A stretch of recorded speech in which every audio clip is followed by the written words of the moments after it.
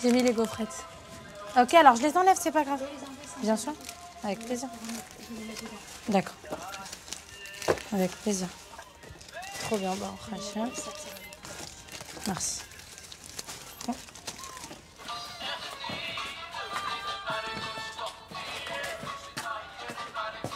Bien, vous m'avez commandé.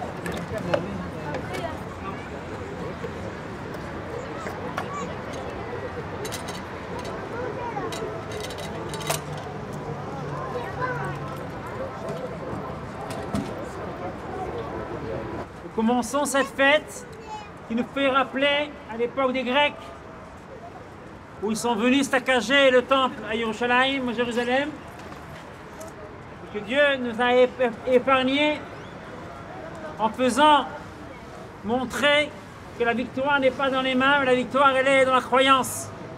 Baruch, Baruch Ata Adonai Eloheinu melech haolam asher kiddushanu b'mitzvotav v'tzivanu להדליק נר חנוכה.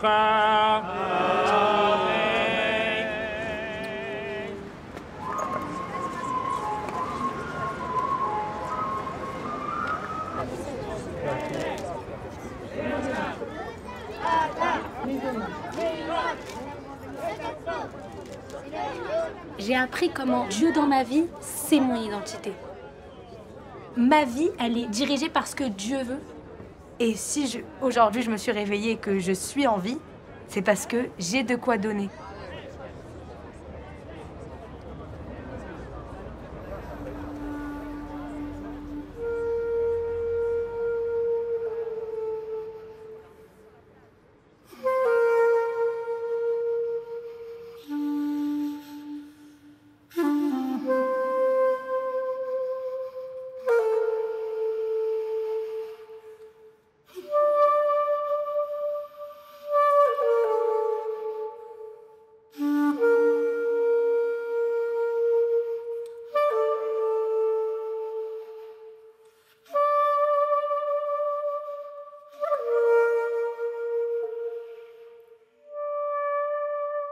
Rabbi Shneur Zalman de Liadi, toute sa vie, il l'a consacrée à expliquer ce qu'est la Emouna. Alors le maître de son maître, Rabbi Israël Baal Shem Tov, lui, il a ramené cette notion de croyance en Dieu, de certitude, de lien intime avec Dieu. Il l'a réveillé par la joie, par des miracles. C'est un homme qui est réputé pour avoir fait énormément de miracles, par sa prophétie, sa vision. Et l'élève de son élève, Rabbi Shneur Zalman de Liadi, donc nous, on est de ce courant-là, ok, a fait ce qu'on appelle la chassidoute intellectuelle. Mais la partie de la Torah qui est vraiment consacrée à ce dévoilement-là, mais ce dévoilement de façon consciente, c'est ça la chassidoute Chabad. La chassidoute Chabad, c'est le dévoilement conscient de Dieu lui-même. Voilà ce qu'on peut dire sur le Yutet qui se lève et le vin qui se lève. Voilà.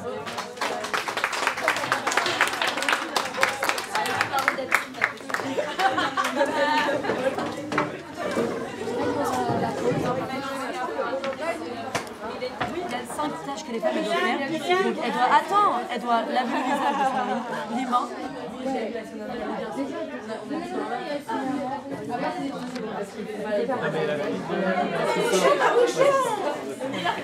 Ça y est, ça me revient, ça me revient. Les téléphones, les madrilles, téléphone, téléphone, non mais les clés. Eh, pas sur les 3 en bleu.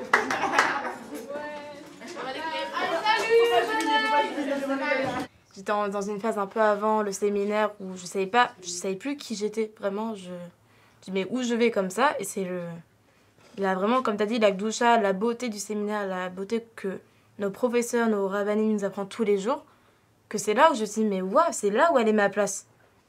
Et au final, ton identité, elle se réveille. En fait, ta pratique des mitzvot, c'est pas quelque chose qui va t'enfermer dans ce que tu n'es pas. C'est ce qui va te révéler dans ce que tu es. Exactement. Moi, j'étais vraiment dans un autre monde.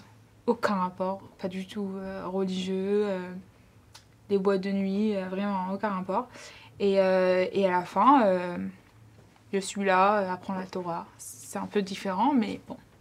Je pense que quand tu vas dormir la nuit, tu te sens beaucoup mieux quand tu es au séminaire, au lieu que quand tu es dans une boîte de nuit, tu rentres à 4h du matin, le lendemain tu te réveilles avec sans rien, genre. Je pense que le séminaire, ça m'a apporté des choses, plein de choses. Si m'arrive quelque chose pas bien, par exemple un malheur, je me dis ok, Kol et Tova, c'est Hachem qui a voulu, et après je peux voir pourquoi ça m'est arrivé. Moi, je viens d'une famille très religieuse et j'étais dans une école où les filles elles étaient beaucoup moins religieuses que moi. C'est-à-dire mes copines, elles arrivaient en cours, elles étaient en mini-jupe. Ça change pas, même si on n'a pas la même façon de pratiquer, on a toutes les mêmes énoncés, même si on les fait pas de la même manière, on arrive tout le temps au même résultat. C'est-à-dire avancer dans la Torah, respecter les mitzvot, respecter ce qu'on nous demande. Le séminaire, en vrai, pour moi, c'est comme une famille. On s'entraide entre nous. Moi, je sais qu'il y a des filles qui étaient moins religieuses que moi. Et aujourd'hui, je les entends parler, mais c'est pas les mêmes filles avec qui j'étais l'année dernière où j'avais des discussions. Elles ont grave évolué et grave avancé. Et je trouve que le séminaire, ça a grave un impact dans notre vie sur ça. Moi, à l'époque, comme avant le séminaire, je travaillais en pâtisserie. Et du coup, pendant un moment, j'étais dans une école pas juive et tout. Et je voulais ressembler à tout le monde. Je me disais, ah, ça y est, j'ai envie d'exister, j'ai envie d'être moi-même.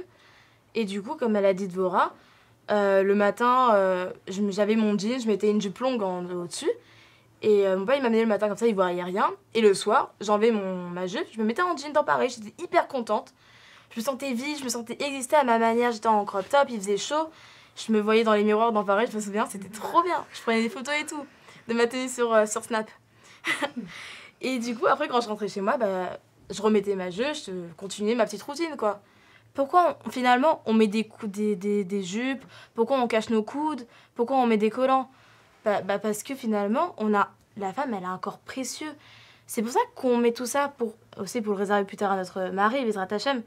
Mais la porte, je sais pas comment dire, dans la rue, on va moins se faire regarder aussi.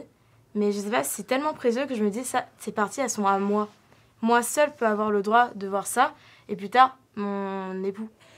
C'est faux de dire qu'il y a quelqu'un qui est supérieur à l'autre ou que l'homme a plus sa place que la femme, etc. Mais d'un autre côté, d'un point de vue extérieur, on aurait l'impression, et dans la Torah également, qu'on cache la femme, comme tu disais, je dois cacher mes parties. Alors quoi, c'est par manque d'importance, c'est parce que je suis inférieure qu'on doit me cacher? Pas du tout. C'est par dignité. J'ai un autre rôle, tout simplement. Moi, perso, j'ai j'ai du mal avec la sniout. C'est vraiment... Je prie le matin, je fais mincha, mais la sniout... Sniout, c'est la tenue vestimentaire. Ouais, je peux pas, moi, toute la journée être sniout. Mais après, c'est vrai que quand on comprend que notre corps, c'est kadosh, c'est saint, alors peut-être... mais moi, j'ai eu du mal. Moi, je viens d'une famille religieuse, donc ça a toujours été un peu une habitude. Même inconsciemment, je le faisais soit pour mes parents, soit parce que mes copines, elles étaient religieuses, donc j'ai suivi un peu le moule, on peut dire ça. Et je pense que le séminaire, moi, je suis venue avec des questions, je pensais que ça allait me répondre à plein de questions. En fait, je suis arrivée au séminaire et j'ai eu plus de questions. Donc, je me suis dit, attends, il y a une douille, je suis venue pour apprendre et tout, là, je me tape, j'ai encore plus de questionnements. Mais, premièrement, j'ai appris à vivre avec mes questions. J'ai appris que dans la vie, de manière générale, j'allais pas avoir une réponse à tout. Mais que petit à petit, on allait me répondre. Et petit à petit, je vais comprendre de moi-même. Il y a beaucoup de paradoxes dans ça. De nous, on est maître de notre vie, mais en même temps, c'est Dieu qui gère. Et c'est beaucoup de paradoxes qui peuvent perturber. Surtout qu'on est une génération, on se pose grave des questions, enfin personnellement. Et je pensais que c'était que moi, mais quand je parle avec d'autres copines, c'est tout le monde qui se pose des questions. Je veux quelqu'un quand même d'assez religieux, ouais, qui a un... Après, j'ai pas une tonne de critères, hein, je verrai ce qui se présente parce que. Je pense qu'il y a, voilà. Déjà, le marché il est pas très rempli. Ouais, mais je suis pas d'accord avec le fait de mettre. C'est-à-dire mettre un critère, ça veut pas dire s'il y a pas ce critère, c'est non. C'est au feeling. C'est au feeling, mais savoir dans sa tête ce que tu veux, à peu près ce que tu veux. Point de vue religion, ok, il y a un point très fort, par exemple la crainte de Dieu ou quoi, mais le fait de, si nous-mêmes, on a envie qu'il fasse cette filote, ses prières et tout, c'est important. Mais par exemple, moi... Ce sera pas bien. Non, par exemple, si moi, mon mari, il fait passer 3 filles par jour, bah ça serait pas un truc forcément qui me dérange. Alors que je sais qu'il y a des filles qui sont très à cheval sur ça. Après, je pense qu'il faut tester une rencontre et après tu définis tes critères. Tu vois sur le tas qu'est-ce que t'aimes pas. Parce qu'on va dire que t'as mal défini tes critères, tu laisses pas la chance à quelqu'un de te rencontrer, c'était lui ton mazel. Parce que d'un côté, il y a un paradoxe. D'un côté, on dit que Hachem a déjà 40 jours avant la formation du fœtus, c'est-à-dire 40 jours avant la conception, déjà Hachem a décidé cette âme, il va être séparée en deux, et donc un chez un homme, un chez une femme, et qui vont se retrouver avec le mazal. Donc c'était prédestiné. Mais d'un autre côté, c'est à nous de chercher, arriver à l'âge de se marier, c'est à nous de chercher, c'est à nous d'essayer. D'ailleurs, il y a tout ce processus de shidurim où on rencontre pour voir est-ce qu'on est peut-être compatible ou pas. Exact. Donc il y a ma part de moi, je prends la décision, mais c'est une destinée. Alors est-ce que je fais complètement, et ça revient dans tous les sujets dans la vie, Et même on peut se dire genre 40 jours avant notre naissance, ok, on nous attribue quelqu'un, et si cette personne elle va naître après nous, avant nous, enfin je trouve ça très complexe même ce. Une valeur que je me suis dit, c'est vraiment la crainte de Dieu, qu'on soit sur la même longueur d'onde, qu'il soit je connais en yiddish, ça se dit menschlich. Ça veut dire il a le don du relationnel. Il fait attention à qui est autour de lui et il peut vivre en société. Il se donne les moyens à sa manière, moi à ma manière, et si tu veux, pour accueillir Hachem dans notre couple et dans notre famille. C'est beau. Si je... Je te souhaite. À chacune.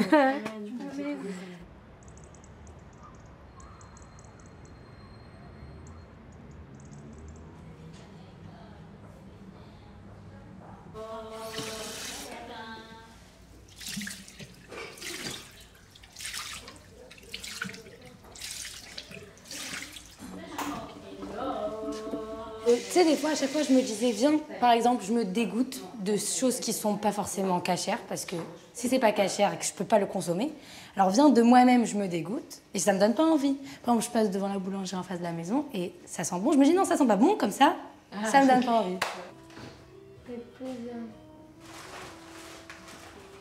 Chacun prend 10, 2, 4, 6, 8, 10. Voilà. Guimain, perdu. Ça va très vite, hein. Allez. Ah, c'est toi qui gagne. Ouais. C'est la première fois que tu gagnes. Je m'en rajoute. Moi, j'ai perdu. ברוך אתה אדוני אלוהינו מלך העולם שעושה ניסים ואביסינו בימים ההם בזמן הזה. ברוך אתה אדוני אלוהינו מלך העולם שהחיינו וקיימנו והגיענו בזמן הזה. אלוהינו מלך העולם שהקדשנו ונתת עצמנו להדליק חנוכה. אמן. ברוך אתה אדוני אלוהינו מלך העולם שעושה ניסים ואביסינו בימים ההם בזמן הזה. אמן. ברוך אתה אדוני אלוהינו מלך העולם שהחיינו וקיימנו והגיענו בזמן הזה. אמן.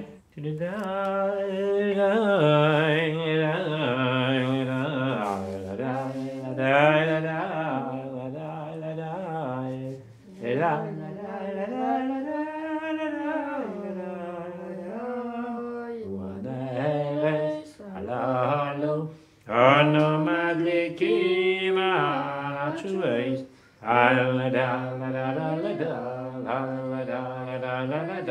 הנרי שלום, אנו מדליקים על התשובה ועל הניסים ועל הנפלאות שעשית לאבינו.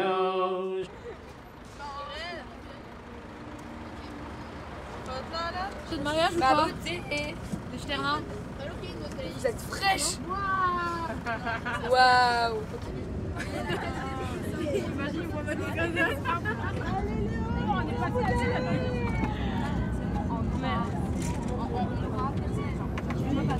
on a parlé la semaine dernière.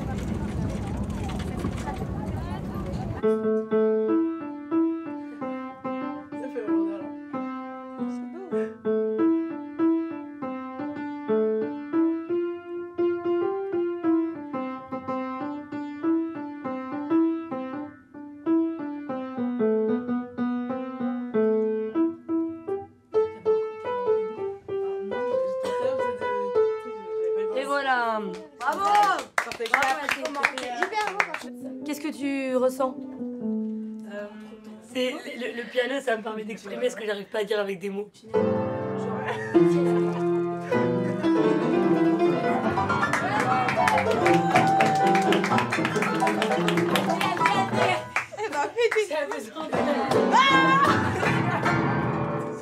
Quoi? Ferme-le. Bien sûr. Attention à tes doigts. Finalement, je suis Mozart. Mozart depuis le début. C'était moi. Non, en vrai, ça ressemble plus à une perruque. Oh, bien mieux. La barbe. C'est un rabbin des bois. Mais non. Non, le gars qui joue dans la vie, là. J'étais la plus réservée au monde. Et donc, plein de fois, je pouvais rentrer à la maison, rentrer dans ma chambre. Pourquoi je vais dire bonjour à ma mère? Pourquoi je vais dire bonjour à ma soeur? Il n'y a pas d'obligation, donc il n'y a pas besoin. C'était très en mode, s'il y a besoin, je fais. S'il n'y a pas besoin, je ne fais pas. Merci d'avoir changé. Et du coup, maintenant, c'est épanoui, beaucoup plus tranquille. Je me prends pas la tête. C'est pas besoin, c'est pas obligatoire. C'est on peut vivre. Dieu, il a voulu de moi dans ce monde. J'ai ma place. J'ai pas toujours aimé le fait que... Je pense que toi aussi, j'imagine. Des fois, on nous a pas laissé le choix. Genre, des fois, c'était dur. Genre, il faut aider pour la communauté. Viens aider à la communauté. Avant, je le comprenais moins. Genre, c'était tellement normal. Tellement ils ont vécu comme ça. Tellement c'était l'état d'esprit. Que des fois, c'est en mode... Mais, et moi, dans l'histoire, genre, je veux bien vous donner mon aide, avec plaisir. J'ai peut-être mon mot à dire. Après, j'ai grandi et je l'ai perçu autrement. Et aussi, genre, j'ai été beaucoup plus réceptive. Donc peut-être, si ce que je ferai avec mes enfants, genre, j'espère vraiment réussir à le faire, leur donner plus le choix, même si j'aurais besoin de leur aide. C'est pas mon enfant. C'est l'enfant que Dieu m'a donné, qu'il a mis entre mes mains, parce qu'il me fait confiance que je suis la bonne maman pour lui. Pas je suis sa maman, c'est moi, mais c'est lui et j'ai de quoi lui apporter. Hier à la soirée, du coup, j'ai dit à mamie que je voulais me marier. Et du coup, elle a rigolé. Elle m'a dit, tu sais, dans la vie, les rêves, ça existe, donc tu peux rêver. Tant que ta sœur, elle n'est pas mariée, tu n'y passeras pas. Voilà. Des fois, on me demande, ah, ok, alors tu veux vivre où? La vérité, où ce sera le mieux pour mon mari de s'épanouir. Moi, je me vois le suivre. Donc, tu me disais le mari idéal ou quoi? C'est une union, le mariage, qui est totalement transcendant de la logique parce que on a vécu jusqu'à maintenant séparément et maintenant on s'unit pour devenir une seule âme, pas deux. Ça fait peur. Ça fait peur quand c'est entre mes mains. Mais quand c'est dirigé par Dieu.